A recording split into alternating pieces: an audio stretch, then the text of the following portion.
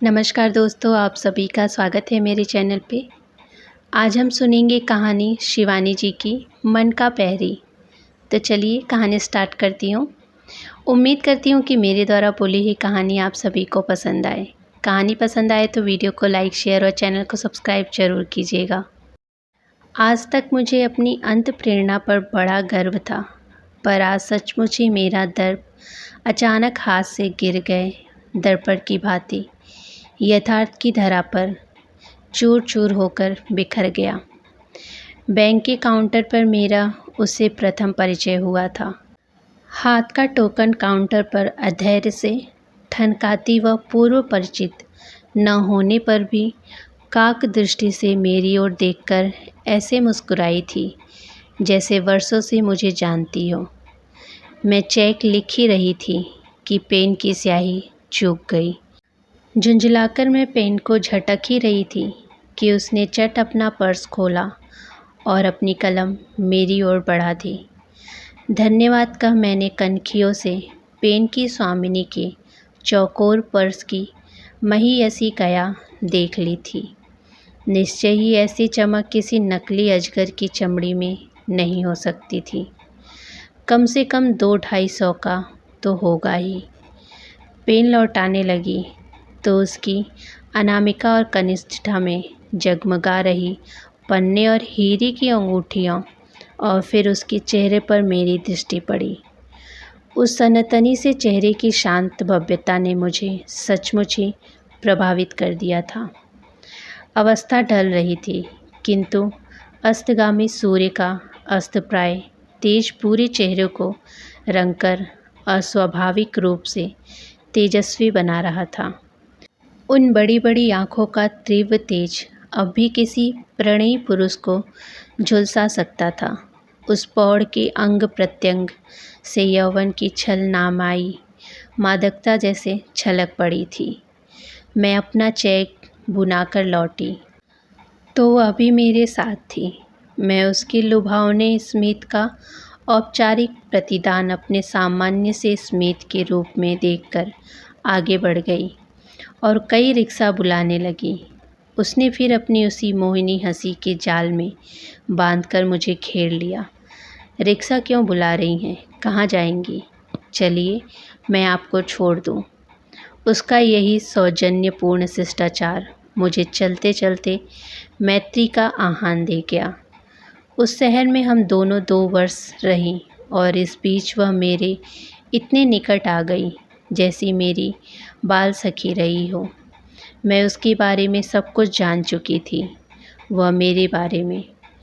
हम दोनों के समाज, मित्रों के दायरे और किसी अंश में रुचि में भी धरती आसमान का अंतर था।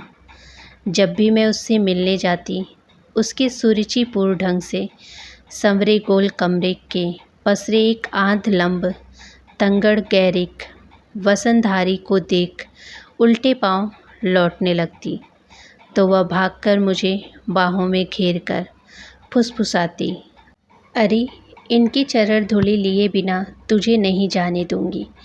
कल ही तो इस तीर्थ से लौटे हैं। आज मेरे यहाँ इनका गीता का प्रवचन है। आएगी तू? नहीं। मेरा रूखा उत्तर उसके गाल पर चाटा सा लगता, पर वह हंसकर दूसरा गाल बढ़ा देती। एक आध भड़ साधु तूने देखे होंगे, तो क्या कोई पहुंचा सिद्ध ही हो नहीं सकता? मेरी तो यह दृढ़ धारणा थी कि किसी सिद्धि की जितनी ही पहुंचने की प्रसिद्धि होगी, वह इतना ही बड़ा ठग निकलेगा। पहुँचे सिद्धि किसी गृहस्थ के यहाँ धार्मिक प्रवचन पर अपनी ख्याति की गठरी नहीं बांधते, किंतु फिर भी रुचि एवं वयस के अंतर तो तोड़ती फोड़ती हमारी मैत्री किसी वेगवती नदी की धारा की भांति मार के रोड़े कंकड़ों को धो पोंछ कर वहाँ ले गई। वयस में छोटी होने पर भी जीवन का अनुभव मुझे अधिक था। मैं पत्नी थी, माँ थी। अपनी गृहिणी और मातृत्व पद का अभिमान कभी कभी मेरे कथन का व्यवहार में छलक उठता और वह सिमट कर सिकुड़ जाती। मेरी निधि थी सुखी गृहस्थी की, वह बेचारी अपने नीरस अध्यापन कार्यभार से मुक्ति पाकर लौटती तो कभी कभी मुझे फ़ोन कर पूछती, क्यों, क्या कर रही हो, बड़ी अच्छी पिक्चर लगी है, चलेगी क्या। किंतु मैं इनकार कर देती। न उससे कोई रूठने वाला था, न उसे कोई मनाने वाला। अपनी तनख्वाह की मोटी रकम को वह मान माने ढंग से खर्च कर सकती थी। मृत पिता ने नैरोबी में लाखों रुपया कमाया, किंतु उनकी वही संपत्ति उसकी माँ की सौत बन गई। पिता हसमुख लाल पटेल के पास प्राय एक विदेशी विमान परिचारिका छुट्टियां बिताने चली आती थी। विदेश की हवाई यात्रा में उससे उनका परिचय हुआ था। उसी परिचय के प्रगाढ़ मैत्री एवं प्रणय का रूप ले लिया। उसका विवेकहीन चित्र जब रस्सी तुगाड़ कर भाग रहे हुड़ेल बछेड़ सा दौड़ रहा था, तब उनकी दृष्टि अचानक अपनी विवाह योगी युवती पुत्री पर पड़ी। इसी समय पुत्री की सरला जननी ने आत्महत्या कर ली। फिर वह पढ़ने अपनी मौसी के पास बनारस चली आई थी। तुमने विवाह क्यों नहीं कर लिया, अनुराधा, मैंने पूछा। वह हंसकर बोली, कौन करता मुझसे विवाह, कैसी मूर्खता की बातें करती हो।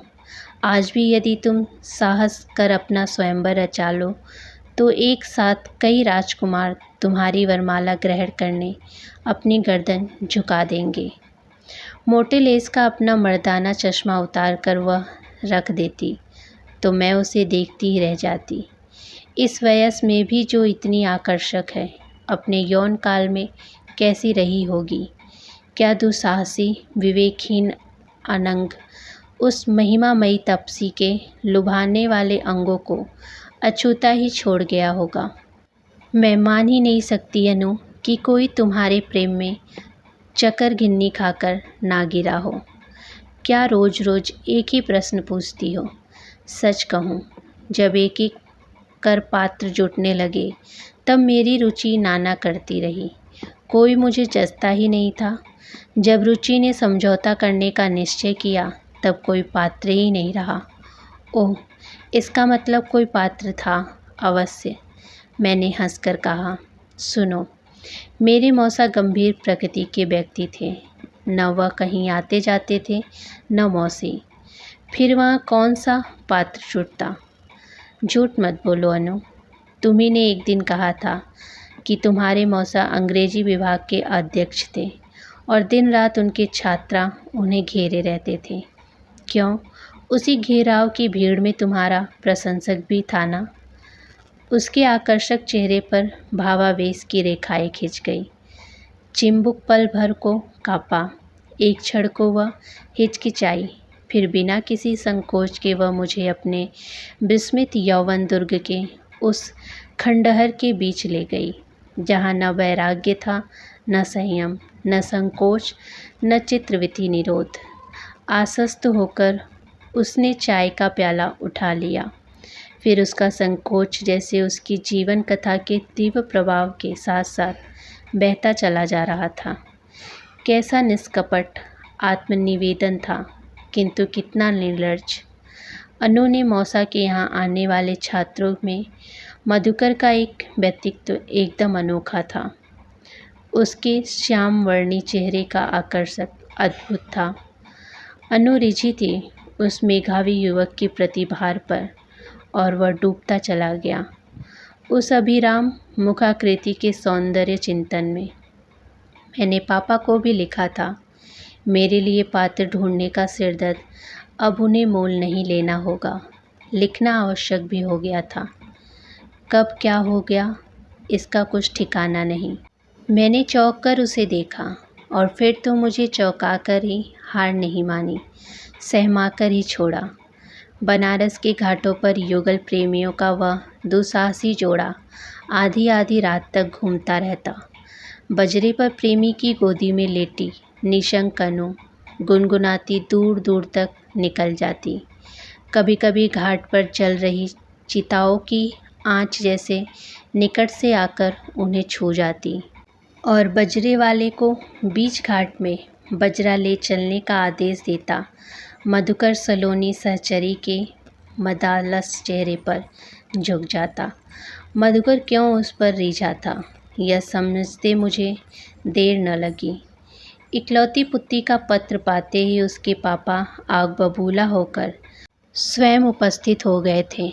अपने एक प्रवासी व्यवसायी मित्र सुमा सेठ के पुत्र से वह एक प्रकार से अनु का संबंध स्थिर कर चुके थे। बनारस पहुंचते ही उन्होंने अनु को भविष्य का भयावह चित्र खींचकर सहमाने की चेष्टा की थी। मैं तुम्हें एक पैसा नहीं दूंगा और तुम कह रही हो कि वह छोकरा अभी रिसर्च कर रहा है। तुम क्या घात पात खाकर पढ़ाई पूरी करोगी? नहीं पापा, आप मेरी पढ़ाई की चिंता न करें, हमने सब सोच लिया। उसका कंठास्वर पापा को और भी गर्मा गया था। खाक सोच लिया है। तुम गुजराती हो, एक एक संस्कार तुम्हारे गुजराती हैं। गुड़ दली दाल बिना तुम एक गस्सा भी नहीं खा पाती। मुझे याद है उस बार फ्रांस में भी तुमने अपने सूप में चीनी की क्यूब डाल दी थी और अब तुम्हें मिलेगा खट्टी सावर और इडली। मैं अपनी सावर में चीनी डाल लूँगी पापा, और इडली को एकदम हमारे गुजराती ढोकले से मिलती है। मुस्कुराकर पापा को गुदगुदाने की अनु की यह चेष्टा व्यर्थ हो गई थी।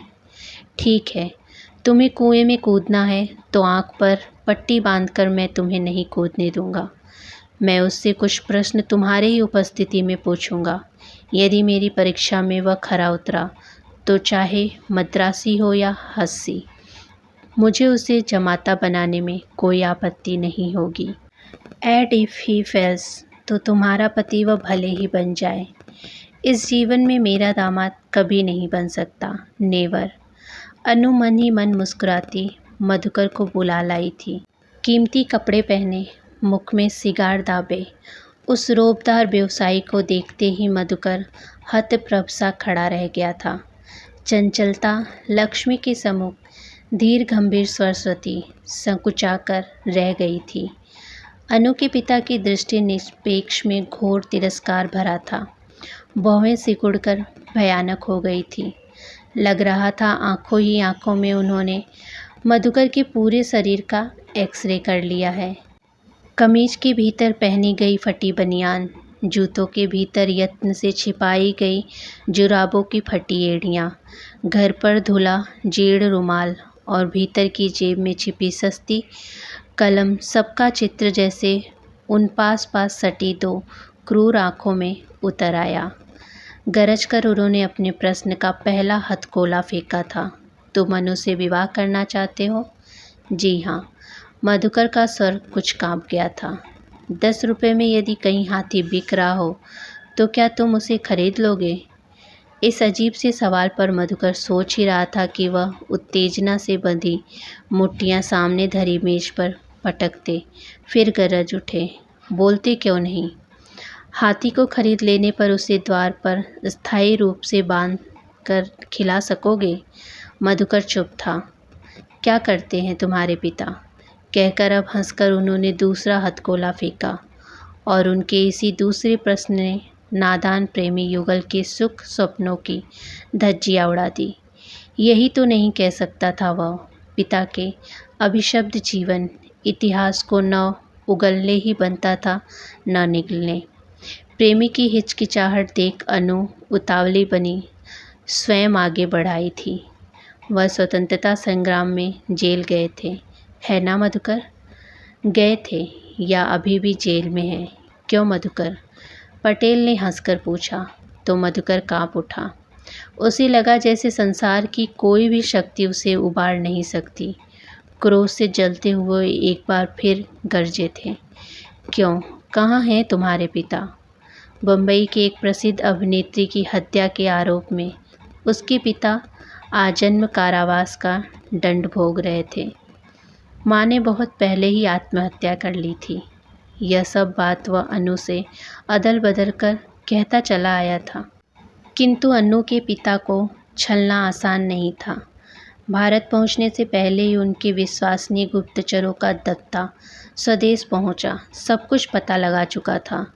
सुन ले छोकरी, उन्होंने अनु से कहा, जो व्यक्ति ऐसा सफ़ेद झूठ बोलकर विवाह जैसे पवित्र संबंध को कलंकित कर सकता है, वह निश्चय ही किसी दिन अपने हत्यारे पिता से भी अधिक निर्मम हत्या कर सकता है। दोनों हाथों से मुँह ढाँपकर अनु वहीं बैठ गई थी। उसे यह दुख नहीं था कि उसका प्रेमी एक अभिनेत्री के हत्यारे का बेटा है, पर उसका प्रेमी झूठा है, लबार है। इस कटु सत्य का कड़वा घूंट वह किसी प्रकार कंठ तले नहीं उतार पा रही थी।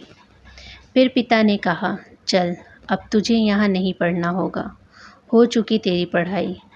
एक हत्यारे के बेटे से मैं तेरा विवाह नहीं होने दूंगा, और अगर तूने नहीं माना तो तेरे विवाह के दिन ही मैं तुझे उपहार दूंगा अपनी निर्जीव देह का। यह कहकर अपने जेब से रिवाल्वर निकालकर उन्होंने अपनी चौड़ी छाती पर धर लिया था। नहीं पापा, नहीं नहीं, कह अनुराधा सिसकती अपने पिता से लिपट गई थी। फिर मैंने सांस रोककर पूछा, फिर क्या? अनुराधा हंसकर खड़ी हुई। मैंने पापा के साथ नौरे भी चली गई, वहाँ की अधूरी शिक्षा पूरी की। पापा की बहुत इच्छा थी कि मैं विवाह कर लूँ। अपने मित्र को वाक्यदान तो बहुत पहले ही कर चुके थे, किंतु मित्र पुत्र ने पी पिलाकर अपना लीवर इतना चौपट कर लिया था कि विवाह होने पर मेरा सौभाग्य कठिनता से 1-2 साल ही कट सका था। उसे रिसोसिस हो चुका था। एक प्रकार का मेरे अवांछित कौमार्य का धक्का ही पापा की आकस्मिक मृत्यु का कारण बना। वैसे उनकी मृत्यु मोटर दुर्घटना में हुई थी। मृत्यु के एक दिन पूर्व मुझे यत्न से अपनी चल अचल संपत्ति का लेखा जोखा सौंप गए थे। फिर सब बेच बचाकर मैं स्वदेश लौट आई। आज ईश्वर की कृपा से विश्वविद्यालय में ऊंचे पद पर हूँ। मोटर है, बंगला है, पुष्प वाटिका ऐसी है कि मेरा माली हर पुष्प प्रतियोगिता में पुरस्कार प्राप्त करता चला आ रहा है। और तुम्हारी हृदय वाटिका? मैंने हंसकर पूछा। अंग्रेजी की उस प्राध्यापिका का अचानक उत्फुल्ल मुखमंडल पौरुषपूर्ण और मृदुता विहीन हो उठा। मेरी गुलाब वाटिका में न अब कभी गुलाब झूमेगा न चंद्रमल्लिका। एक लंबी सांस खींचकर वह लंबा म्लान हंसी के साथ चलने को उठ खड़ी हुई। खीजा से उजेड़ चमन की अब फसलें बाहर ही बची रह गई हैं बहन। उसके जाते ही मन न जाने कैसे उदास हो गया था उस दिन। कौन कह सकता था कि बाहर से ऐसी हंसमुख आनंदी दिखने वाली रोबदार डॉक्टर पटेल के हृदय में ऐसी वेदना निहित है। फिर भी उसके हास्य में, नेत्रों में, शब्दों में कैसी शांति थी। उसकी कहानी सुनने के पश्चात उसके प्रति मेरा लगाव और भी घनेरा हो उठा था। मेरा मन मुझसे बार बार कहता था, अपने चरित्र बल से सारे संसार को शुद्ध कर सकती है यह प्रभावशाली नारी। एक दिन मैं उसके यहाँ गई तो देखा बाहर एक स्कूटर खड़ा है। पहले तो मैं झिझकी, सोचा लौट चलूँ। इसी समय अन्नू ने मुझे देख लिया। वाह वाह, एकदम ठीक समय पर आई। मैंने बहुत बढ़िया कॉफ़ी बनाई है। मुझे भीतर खींचकर उसने अपनी स्पेशल झागदार कॉफ़ी का प्याला थमा दिया। दूसरा प्याला दीवान पर बैठे दूसरे व्यक्ति को थमाने लगी तो मैं अचकचा गई। मुझे देखकर उसने भी उठने की चेष्टा की तो अन्नू ने हंसकर हाथ से ही उसे बैठ जाने का आदेश दिया। फिर मेरी ओर मुड़कर बोली, यह मेरा सबसे प्रतिभाशाली छात्र है, प्रियतम महंती। नाम इसका बड़ा ही विचित्र है, सो एम्बैरेसिंग। मेरी दृष्टि फिर उस कमनीय चेहरे की ओर उठ गई। उसका गौर ललाट, शरीर सुसंगठित, बाल लंबे लंबे और सुनहरे जो उसके कंधों पर गिरकर मुखाकृति को और भी आकर्षक बना रहे थे। स्पर्श था कि उसने अभी जीवन के 29-20 बसंत ही देखे थे। कॉफ़ी पीकर मैं चलने को उद्यत हुई तो अन्नू ने रोक लिया। अरे बैठो, थोड़े पीजेस तो चखती जाओ। कल ही भावाली से निर्मला बहन ने पार्सल भेजा है। जाओ महती, फ्रिज में धरे हैं, ले आओ। निर्मला बहन अनु की एकमात्र आत्मीय थी। वर्षों पूर्व उसकी यह मौसेरी बहन भवाली रोग मुक्ति के लिए आई थी और स्वस्थ होकर वहीं बंगला लेकर रहने लगी थी।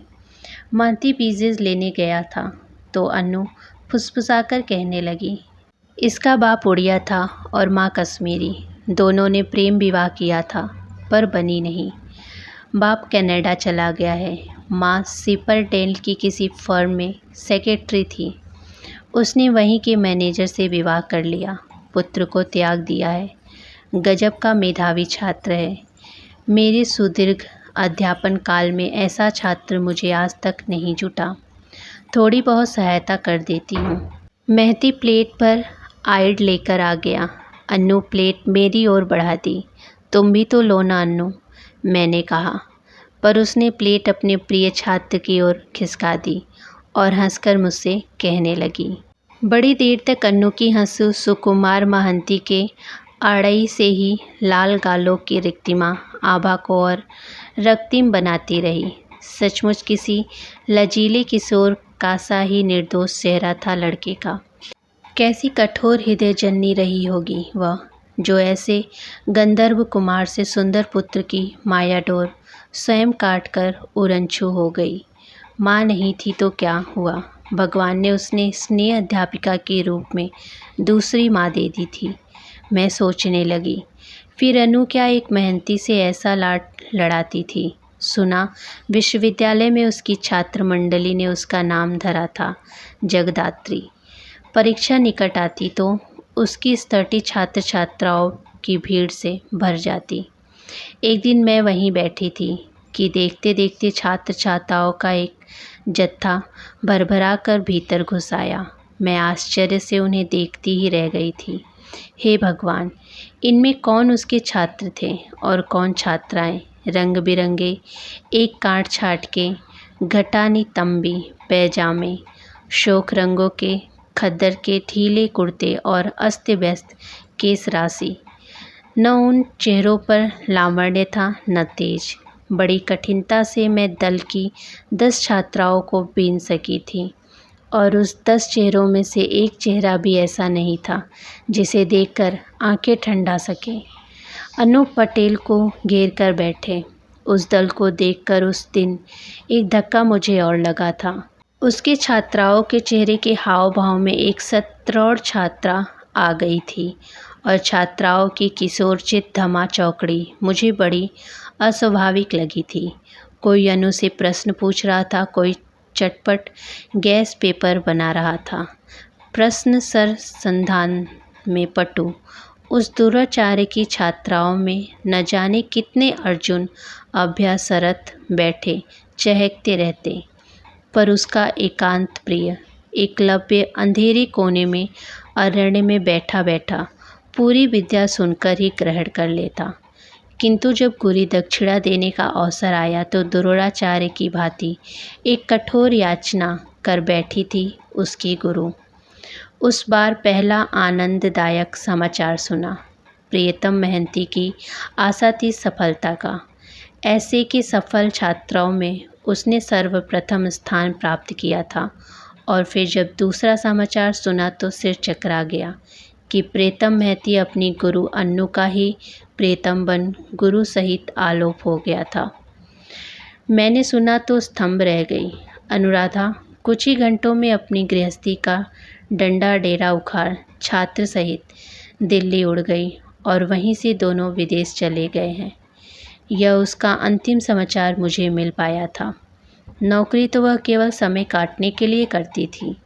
उसी के शब्दों में उसके पिता के भांति बैंक बैलेंस के सूद से ही वह बिना हाथ पैर हिलाए एक आईएएस की तनख्वाह घर बैठे खींच सकती थी। घृणा से मेरा अंग अंग सिहर उठा था। छी छी, मुँह काला करना ही था तो क्या वही अनाथ अबोध छोकरा रह गया था। समय पर विवाह होता तो इतना बड़ा तो उसका पुत्र ही होता, बल्कि इससे भी 4-5 वर्ष बड़ा। मैं 40 वर्ष की हूँ। उसने स्वयं मुझसे कभी कहा था, कोई स्त्री क्या कभी किसी दूसरी स्त्री को अपनी ठीक वयस्क के कंधे पर हाथ धरने देती है। कम से कम 45 की तो होगी ही। पूरे समाज की थुथु ने उसकी बदसन्ना की। महीनों तक वह बेमेल विवाह पूरे शहर की चर्चा का विषय बन गया।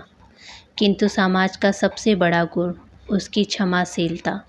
धीरे धीरे वह बड़े से बड़ा अपराध और अपराधी दोनों को भूल जाता है। लोगों ने अब उस विषय की चर्चा ही बिसरा दी थी। धीरे धीरे 2 वर्ष बीत गए। इस बीच मैं अपनी गृहस्थी में ऐसी उलझी रही कि अन्नू के विषय में सोचने का न अवकाश मिला, न इच्छा ही शेष रही। उस दिन भी मैं अकेली बैठी लिख रही थी। कई दिनों से कुछ लिखा नहीं था। लिखने को जैसे कुछ शेष नहीं रहा। पानी के छींटे मारकर बासी सब्जी को ताज़ा बना, ऊंची हाँक लगाने वाले सब्जी वालों के ठगी को जैसे सहज ग्राहक पकड़ लेता है, कुछ कुछ वैसे ही बासी कथानक को कोई कथाकार लाख नई शैली, भाषा, शब्द, विन्यास की छींटे मारकर टटका बना ले। सजग पाठक उसकी ठगी को पकड़ ही लेता है। कौन सा कथानक दोहरा सकती थी मैं। कई बार अन्नू की प्रेम कथा लिखने बैठ कर लेखनी पटक चुकी थी। एक साथ उनकी दोनों प्रेमी दुष्ट प्रेतमाताओं की भांति मुझे सतत कर देते। मधुकर की प्रेम कथा लिखती तो लेखनी में स्वयं सरस्वती उतर आती, पर प्रियतम महती के अवतरित होते ही जैसे मेरी कलम उर्दू की उल्टी लिपि लिखने लगती। किंतु तभी कहानी का अंत स्वयं साकार होकर मेरा द्वार खटखटाने लगा। वंदा देवी के वरदहस्त का स्पर्श पाकर मैं पुलकित हो उठी। कौन? मैंने कागज कलम खिसका द्वार खोला। एक पल को मैं खड़ी की खड़ी रह गई। पीली लुंगी पर गेरुआ कुर्ता, कंठ में सुमरनी, आधे से अधिक चेहरे को निगलता सा आंखों पर लगा गोल चश्मा, छेड़कटी पर झूलती करधनी की नन्ही नन्ही घटियों को टुनटुनाता वह एकदम आगे बढ़ा। यदि कंधों तक झूलती वह सुनहरी अयाल न होती तो मैं उसे न पहचान पाती। द्वार पर मेरी पौड़ सखी का तरुण प्रियतम खड़ा था। अरे महंती, तुम आज कहाँ से आए? मैं यहाँ आया था, सोचा आपसे मिलता चलूँ। शायद आप उसका पता बता सकते हो। किसका? मेरी पत्नी। मैंने अनु से दिल्ली में विवाह कर लिया था। उसने चश्मा उतारकर नीचे धर दिया। मैंने देखा उसका चेहरा 2-3 वर्षों में ही आश्चर्यजनक रूप से वयस्क हो उठा था। क्या यह उसकी सहचरी के अस्वाभाविक साहचर्य की देन थी? मैं चौंक उठी थी। तुम उसके पति हो और पता पूछने मेरे पास आए हो? पति था, पर अब नहीं हूँ। अब अपनी दोनों लंबी भुजाएं नमस्कार की मुद्रा में बांध घुटनों के बीच दबता झूला सा झूलने लगा था। मैं जानती थी, मेरा मन बार बार यही कहता था कि एक न एक दिन तुम निश्चय ही उसे छोड़कर भाग जाओगे। यदि पति पत्नी के 4-5 वर्ष भी बड़ी रहती तो 10 वर्ष में वयस्क का यही सामान्य सा अंतराल दोनों के बीच बहुत बड़ी खाई बन जाती है। तुम तो अंग्रेजी साहित्य के छात्र थे। 12th नाइट नहीं पढ़ा था क्या? नहीं। उसका स्वर विद्युत से विकृत हो गया। झूठ कहा था आपने, आपके मन ने। मैंने उसे नहीं छोड़ा, उसने मुझे छोड़ दिया। मैं उसके बिना एक पल भी नहीं जी सकता, एक पल भी नहीं। फिर उसी कुर्सी की बाहों में सिर रखकर वह लड़कियों की भांति सुबकने लगा। मैं हतप्रभ सी खड़ी रह गई। उसने बताया, विवाह का 1 वर्ष पूरे कॉन्टिनेंट के दौर के परम आनंद में कब कट गया, दोनों जान ही न पाए। आर्थिक कठिनाइयों में बीता कौशेर्य सहमा अनु के वैभव के साये में नई करवट ले बैठा।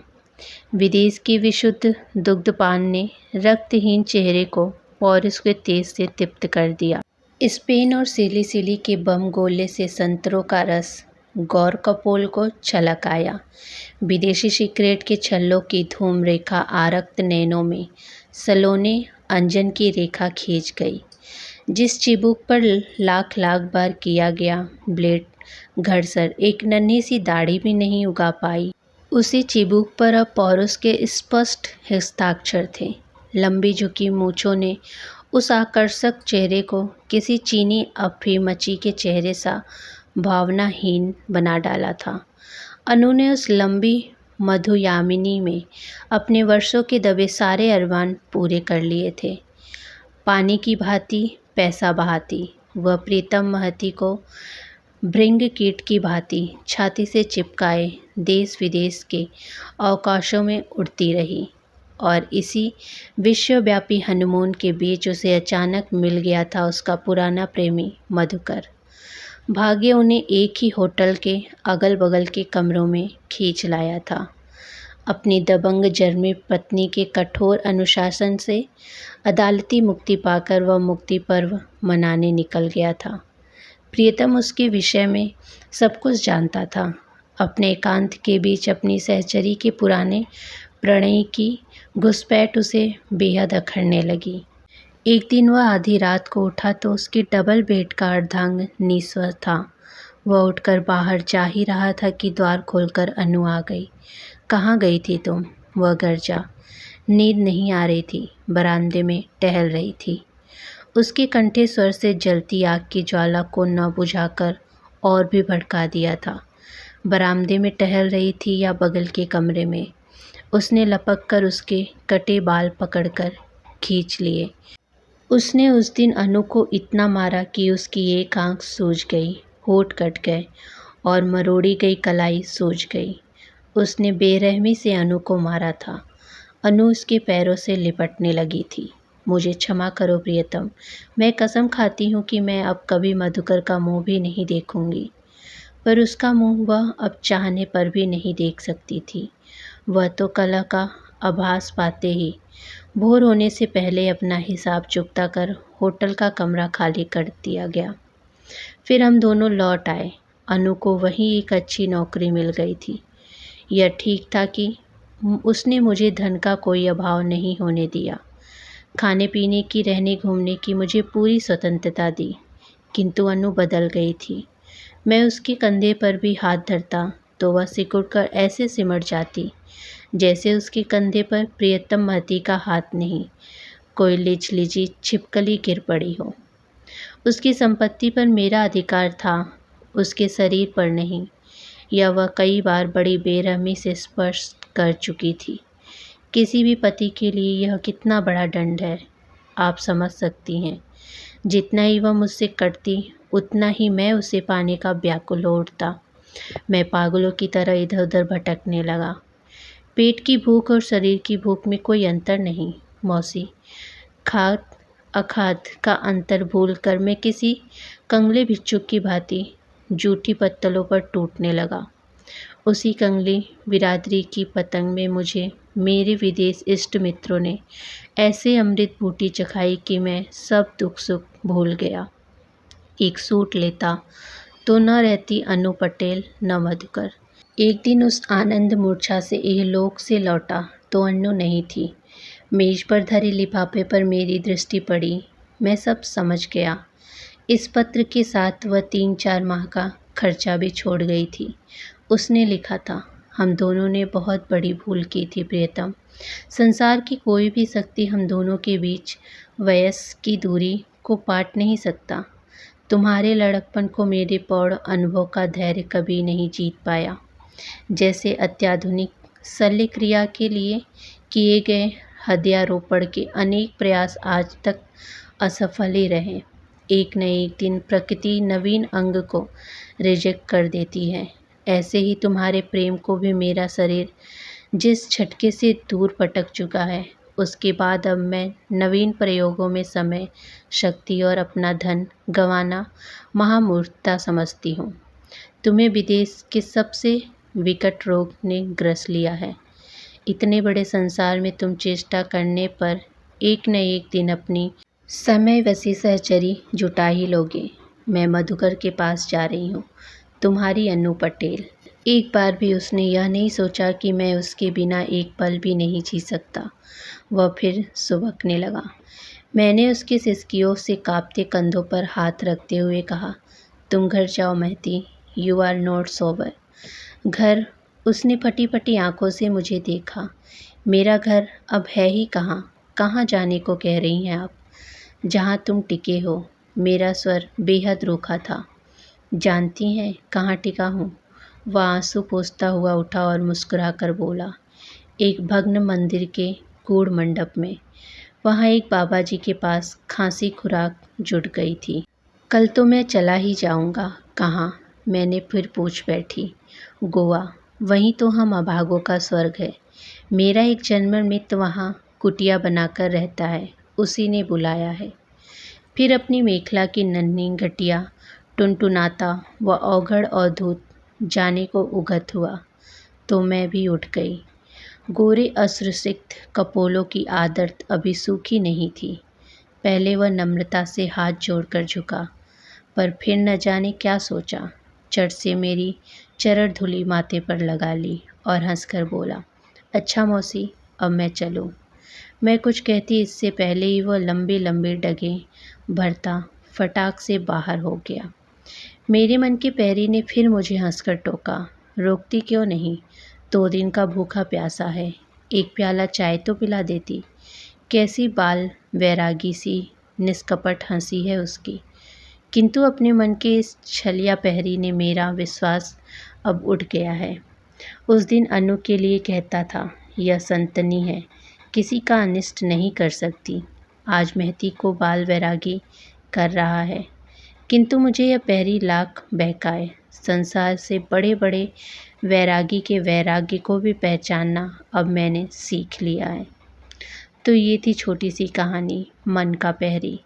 उम्मीद करती हूँ कि मेरे द्वारा बोली हुई कहानी आप सभी को पसंद आए। कहानी पसंद आए तो वीडियो को लाइक, शेयर और चैनल को सब्सक्राइब जरूर कीजिएगा। धन्यवाद।